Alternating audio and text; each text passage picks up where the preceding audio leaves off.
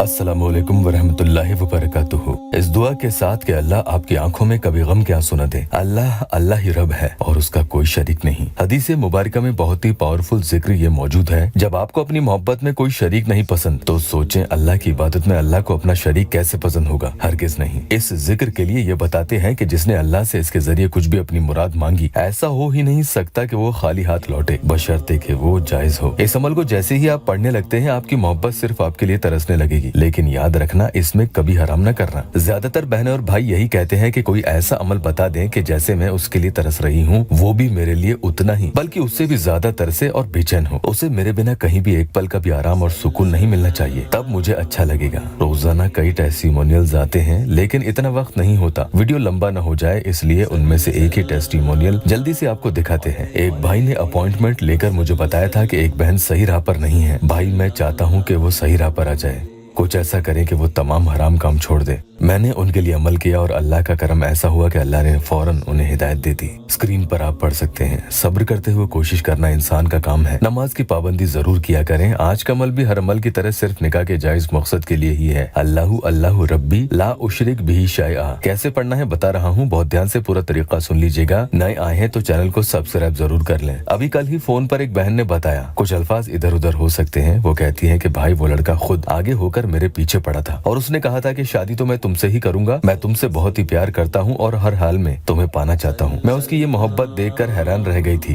भाई मुझे यकीन दिलाने के लिए उसने कलाम पाक तक हाथ में उठा ली और अब वही लड़का ऐसा बदला है कि अपनी अम्मी को उसने आगे कर दिया कि वो नहीं मान रही हैं। वो चाहे तो खुद भी कुछ कर सकता है, मुझे उसने कहीं का नहीं छोड़ा। वो जब भी जिना के लिए कहता था मैं उसे मना कर देती थी कि शादी से पहले ये सब ठीक नहीं। बस यही मेरी खुशनसीबी थी, मैं उसकी बातों में नहीं आई। अल्लाह मेरे बहन भाइयों की हिफाजत करे। आज का अमल आपको पूरे दिन में जब वक्त मिले कर लेना है और बावजू होकर ही करेंगे, नापाकी में हरगिज मत करना। सबसे पहले 3 मरतबा आऊज़ु बिल्लाहि मिनश शैतानिर रजीम बिस्मिल्लाहिर रहमानिर रहीम पढ़कर 3 ही मरतबा कोई सी भी दुरूद पाक पढ़ लें। ये ध्यान रखना कि जिसके लिए अमल करेंगे उसकी फोटो आप साथ में लेकर बैठें और पहले पढ़ें अल्लाहु अल्लाहु रब्बी ला उशरिक बिही शैआ 313 यानी 313 मरतबा। ये आपको एक ही बार में पढ़ना है। और अब आगे अल्लाहुम्मा या खल्लाक़ु तखल्लक़ता 3 दफा पढ़ें। फिर व अलक़ैतु अलैका महब्बतम मिन्नी ये आयत 10 मरतबा पढ़ेंगे और एक फूंक उसकी फोटो पर लगा देंगे। इसी तरह से दूसरी बार भी अल्लाहुम्मा या खल्लाक़ु तखल्लक़ता एक बढ़ाकर यानी 4 दफा पढ़ें। उसके बाद 10 ही दफा व अलक़ैतु अलैका महब्बतम मिन्नी पढ़ेंगे और फिर से एकदम यानी एक फूंक उसकी फोटो पर लगा देंगे। मोबाइल में फोटो है तो उस पर भी लगा सकते हैं, ऐसी कोई दिक्कत नहीं है। तीसरी बार और एक बढ़ाकर यानी 5 दफा अल्लाहुम्मा या खल्लाक़ु तखल्लक़ता पढ़ेंगे और व अलक़ैतु अलैका महब्बतम मिन्नी 10 ही दफा पढ़कर एकदम तस्वीर पर आप लगा देंगे।